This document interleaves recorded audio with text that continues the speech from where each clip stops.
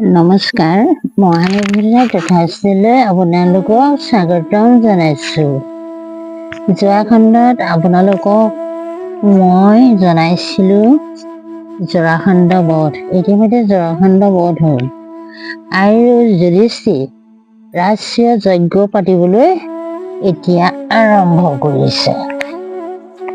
ইন্দ্ৰপ্ৰস্থ ৰাজ্যখন চহকী কৰি তুলিবৰ কাৰণে পাণ্ডৱসকলৰ চাৰিওফালৰ ৰাজ্যবিলাকলৈ গ'ল আৰু ৰজাসকলৰ পৰা কৰ সংগ্ৰহ কৰি বহুত ধন সোণ আনি ৰাজভঁৰালত জমা দিলে। এনেকৈ যথেষ্ট ধন সম্পত্তি গোট খালত যুধিষ্ঠিৰে ৰাষ্ট্ৰীয় যজ্ঞ পাতিবলৈ যো-জা কৰিলে। সভাৰ মণ্ডপ অতি জাক-জমককৈ সজোৱা হ'ল। যজ্ঞলৈ মহৰ্ষি, ব্ৰাহ্মণ আদিৰ বাহিৰেও আন সকলো শ্ৰেণীৰ লোককে সহদেৱে নিমন্ত্ৰণ কৰিলে। ৰজাসকলৰ ওচৰলৈ গৈ তেওঁলোককো নিজেই নিমন্ত্ৰণ কৰি আহিল। কৌৰৱসকলকো যজ্ঞলৈ নিমন্ত্ৰণ কৰা হ'ল।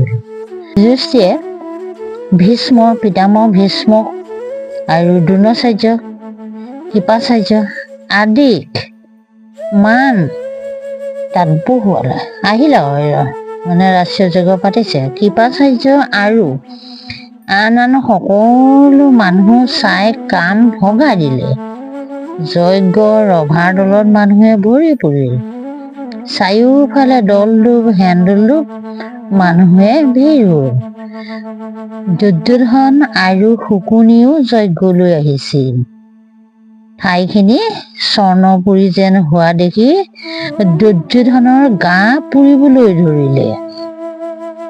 তাতকৈও ইয়াৰ পাছত যি হ'ল সি দুৰ্যোধনৰ অৱস্থা আৰু কাহিল কৰিলে। সভাৰ মণ্ডপৰ মজিয়াখন আইনাৰ নিচিনা ফটফটীয়া হৈ উঠিছিল। তাৰমানে আইনাৰ দৰে বনাইছিল, ইমান ধুনীয়া কাৰুকাৰ্যকে বনাইছিল যে ইন্দ্ৰপ্ৰস্থখন চালে চকুৰোৱা। এনেকুৱা ধৰণে বনাইছিল। সেই চোতালখনকে এটা পুখুৰী বুলি ভাবিব, পুখুৰীটোকে এখন চোতাল বুলি ভাবিব, এনেদৰে ৰমক জমককে ধৰিব নোৱাৰাকে বনাইছিল। দুৰ্যোধনে ঘূৰি পকি চাই ফুৰোতে তাকে পানী বুলি ভুল কৰি পিন্ধা কাপোৰ কোচাই ল'লে চোতালতে। তাৰ পাছত ভৰিখন শুকান ঠাইত ঘপক হৈ পৰাত বৰ লাজ পালে। সেইখিনি আকৌ চোতালহে আছিলে, তেওঁ মানে পুখুৰী নিচিনা দেখি তাতে মানে চুৰিয়া কোচাই ল'লে। ইফালৰ পৰা ওপৰৰ মহলৰ পৰা দ্ৰৌপদীয়ে দেখি আছিল। দ্ৰৌপদীয়ে দেখি হাঁহিছিল, কৈছিল যে অন্ধৰ পুত্ৰ অন্ধয়ে হ'ব। তেতিয়া সি আৰু গীতাংগিনী হৈ জ্বলিছিল। তাইৰ হৃদয়ত দেখুওৱা ডাঙৰ অগ্নি জ্বলি উঠিল। খঙৰ ৰাগত তেওঁ প্ৰতিশোধ ভাৱ জাগি উঠিল আৰু 10 গুণকৈ। এবাৰ আকৌ পদুমৰ পুখুৰীটো এঠাইত আগৰ নিচিনা ফটফটীয়া মজিয়া বুলি ভাবি ভৰি দিওঁতেই পানীত জুবুৰা খালে।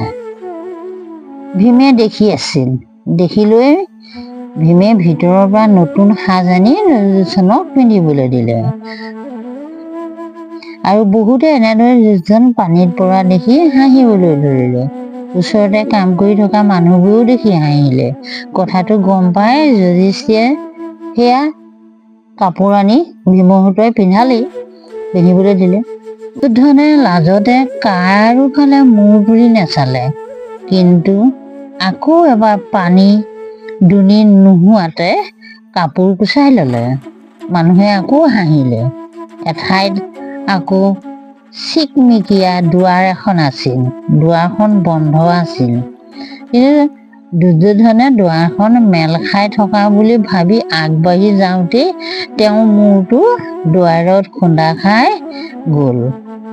আন ঠাইত আকৌ মেলা দুৱাৰখনকে বন্ধ বুলি ভাবি দুহাতে ঠেলা মাৰি দিয়াত মানুহজন হাম খৰি খাই পৰি দুৰ্যোধনে তাৰমানে এনেও সি মানে ক'ব নোৱাৰা হৈ আছে, তাতেও ইমান কাৰুকাৰ্য মানে দেখিছে যে এইফালে দৰ্জা বন্ধ হৈ থকা দৰ্জাখন খোল খাই আছে বুলি ভাবিছে, খোল খাই থকা দৰ্জাখন বন্ধ হৈ আছে বুলি ভাবি তাৰমানে এনেকুৱা কাৰুকাৰ্যই বনাইছে। এনেই পাণ্ডৱসকলক দুৰ্যোধনে দেখিবও নোৱাৰে, কেনেকৈ তেওঁলোকক অপকাৰ কৰিব পাৰি তাকে চাই থাকে।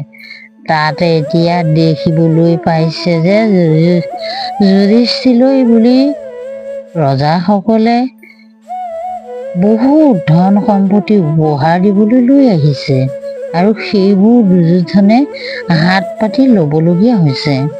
সকলো পিনে কামবোৰ ঠিকমতেই চলিছে, যজ্ঞ ঠাইত যজ্ঞ হৈছে, কোনোবাই অতিথিক আহক বহক বুলি আনি বহুৱাইছে, কোনোবাই খুৱাইছে, কোনোবাই ভিতৰৰ পৰা খোৱা বস্তু আনি দিছে, কোনো ঠাইত গান বজানা চলিছে, নাচ গান চলিছে, প্ৰত্যেকেই নিজৰ নিজৰ কাম কৰি আছে। শ্ৰীকৃষ্ণই নিজে ব্ৰাহ্মণ সজ্জনক ভৰি ধুৱাই দিছে। সকলো কাম হৈ যোৱাৰ পাছত অৰ্ঘ্য দিয়া সময় আহিল। তাৰ মানে যজ্ঞলৈ অহাসকলক এতিয়া সন্মান জনাব লাগে। অৰ্ঘ্য মানে সন্মান দিয়া। যজ্ঞত সন্মান জনোৱা নিয়ম হৈছে যজ্ঞ পতাজনে অৰ্ঘ্যত ফুল, তুলসী, তিল, পানী লৈ অতিথিসকলক সন্মান জনাব লাগে। নহ'লে সকলো অতিথিৰ মাজত যিজনে আটাইতকৈ গুণী তেওঁকে অৰ্ঘ্য দিয়া নিয়ম আছিল। ভীষ্মৰ পৰামৰ্শ দিলে যে পিতামহ ভীষ্ম ককাই পৰামৰ্শ দিলে যে শ্ৰীকৃষ্ণকে অৰ্ঘ্য দিয়া ভাল হ'ব। যুধিষ্ঠিৰেও সেইমতে শ্ৰীকৃষ্ণকে অৰ্ঘ্য দি সেৱা জনালে। প্ৰিয় দৰ্শক, আপোনালোকে মহাভাৰতৰ ইন্দ্ৰপ্ৰস্থ এতিয়া দ্বিতীয়খন ইন্দ্ৰপ্ৰস্থত যেনেদৰে যুধিষ্ঠিৰ ৰজা হৈ ৰাষ্ট্ৰীয় যজ্ঞ তাৰমানে বহুত ৰজাবোৰত তেওঁ এজন প্ৰাধান্য বা প্ৰধান ৰজা।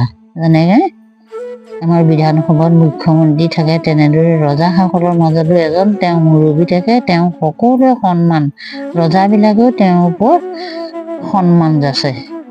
সেয়েহে এই কাৰুকাৰ্যখিনি দেখি দুৰ্যোধনৰ পুৰণিত ৰ'ব নোৱাৰিলে।